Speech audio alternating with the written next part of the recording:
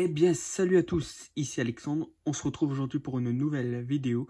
Donc aujourd'hui, vidéo spéciale Blue Cats. Donc j'ai fait une petite commande sur Blue Cats il y a quelques jours.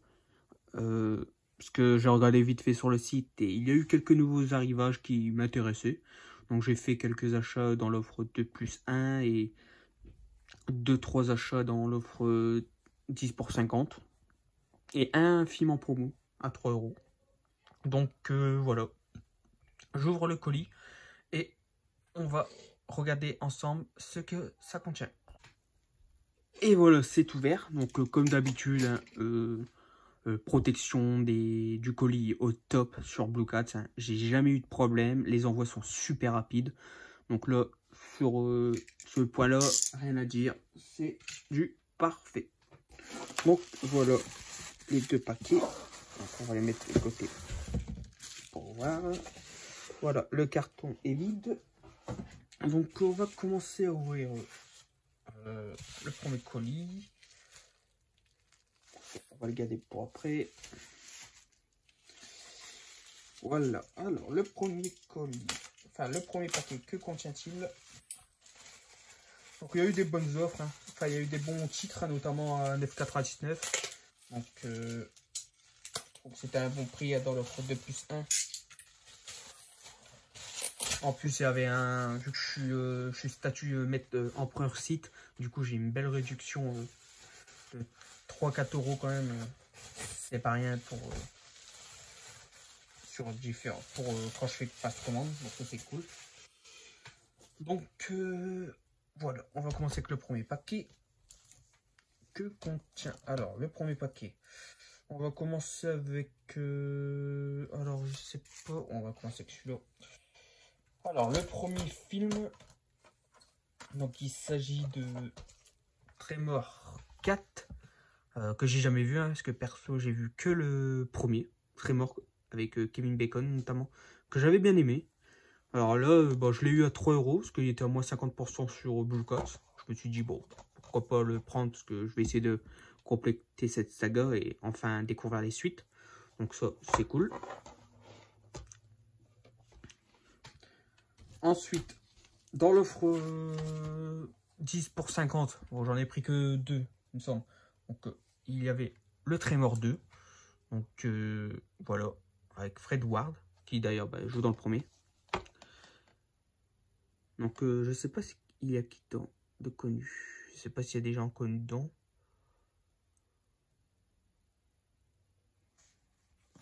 Non, en tout cas, j'ai jamais vu cette suite. Je sais pas si elle est meilleure ou pas. Ça a l'air, on va dire un peu nanardesque, mais j'ai hâte de voir la suite. Ça a l'air sympa. Voir entre potes, ça peut être pas mal. Donc voilà, pour le Tremor 2. Ensuite, le deuxième film que j'ai pris qui était dans l'offre 10 pour 50. Alors là, c'est un film, alors là, ça a l'air complètement what the fuck. C'est le terme du mot, ça a l'air bien bizarre. Derrière, c'est écrit fun, gore et folie dans un mètre carré.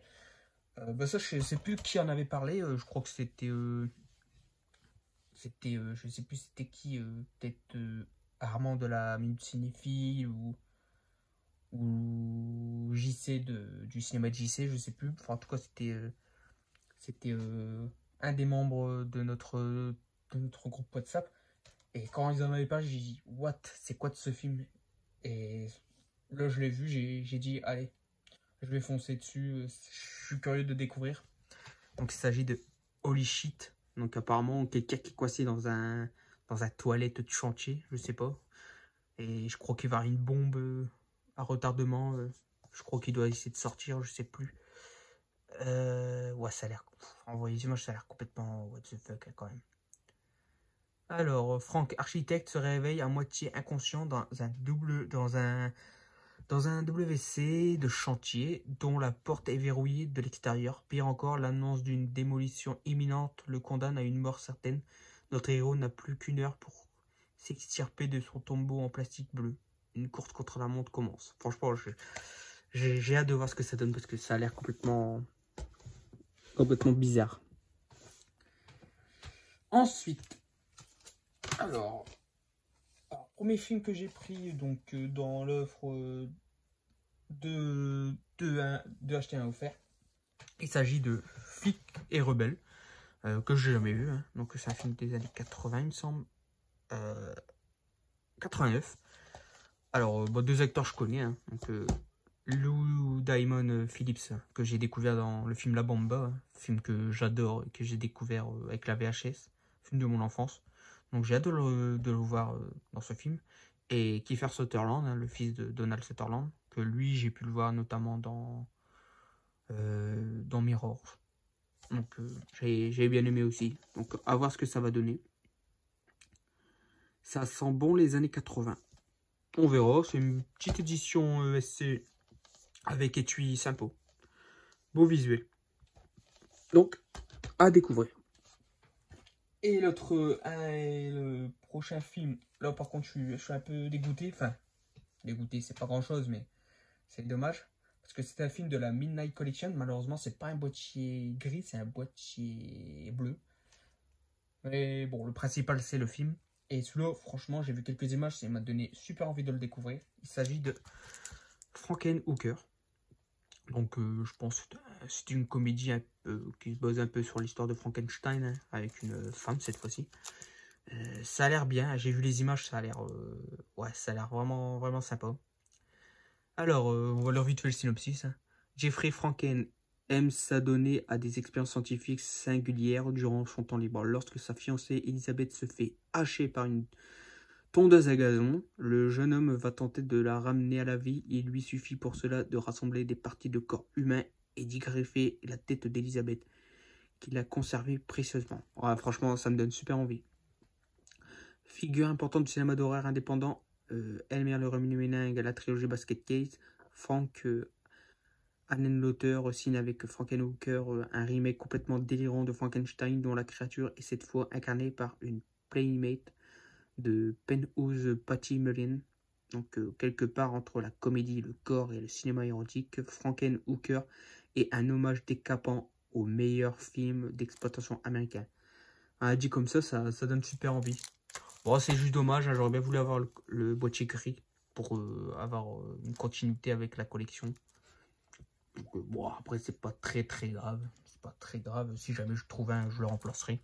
Mais en tout cas, très content de l'avoir rentré dans la collection. Donc, voilà pour le premier paquet. Et on va ouvrir le deuxième.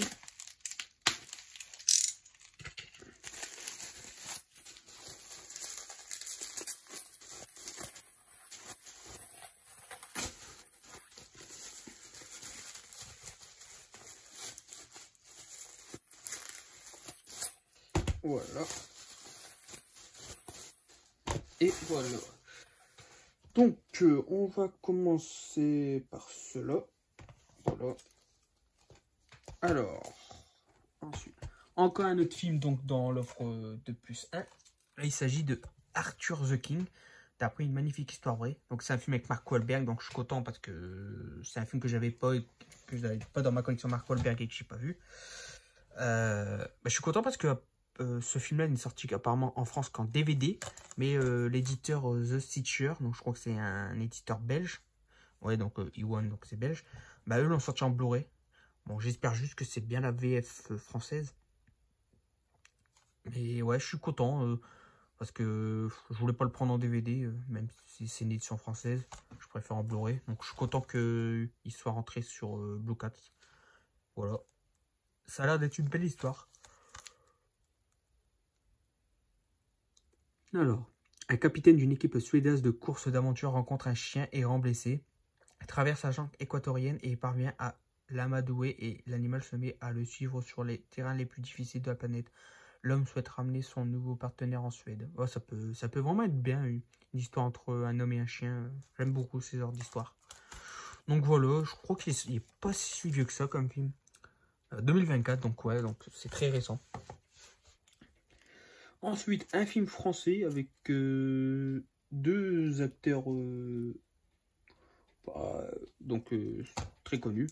Donc, avec notamment Richard Berry et Patrick Bruel. Donc, c'est un film de Alexandre Arcadi, qui n'est autre, si je me trompe pas, le père de Alexandre Aja. Donc ce film-là, je crois pas que je l'ai vu. Ou alors j'ai dû le voir une fois à la télé, mais j'ai plus du tout de souvenir. Donc il était dans l'offre, hein. Donc c'est une édition Digipack. Donc à voir ce que ça a donné. Patrick Bruel, j'en ai vu dans quelques films, j'ai toujours bien apprécié. Donc à voir ce que ce film-là va donner. De toute façon, c'était pour... fallait choisir un film gratuit, donc je savais pas quoi choisir, j'ai pris celui-là.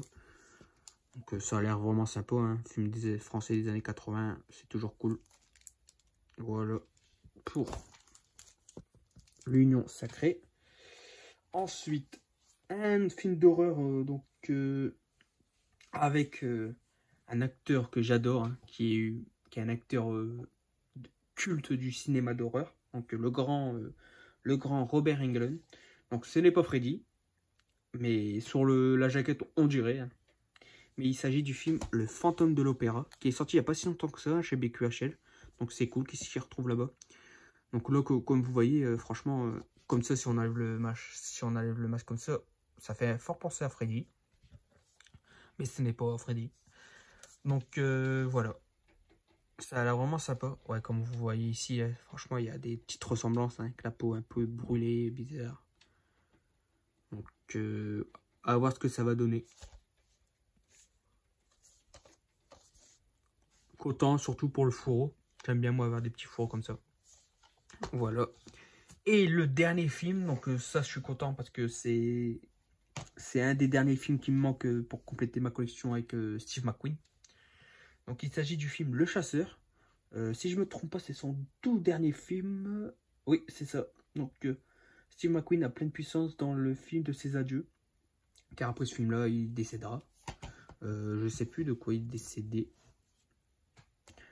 Mais en tout cas, je suis content. Bon, il s'agit du film Le Chasseur. Hein.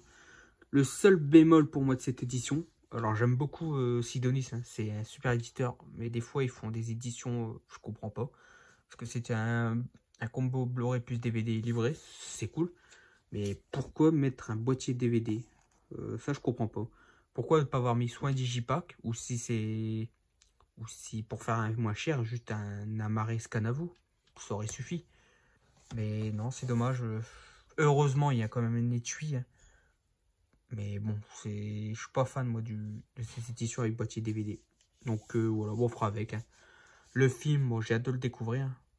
Il y a notamment Eli Wallach, donc, qui a joué dans Le Bon Lapin de Truand. Donc ouais, j'ai hâte de le découvrir. Donc sorti en 1981 en France. Donc voilà pour les achats Blue Cat. Et donc voilà, c'est ici que se termine cette vidéo spéciale Blue Cat. J'espère qu'elle vous aura plu. Bon, moi je suis content, hein, comme d'habitude je suis toujours satisfait hein, des achats que je fais sur Blue Cat.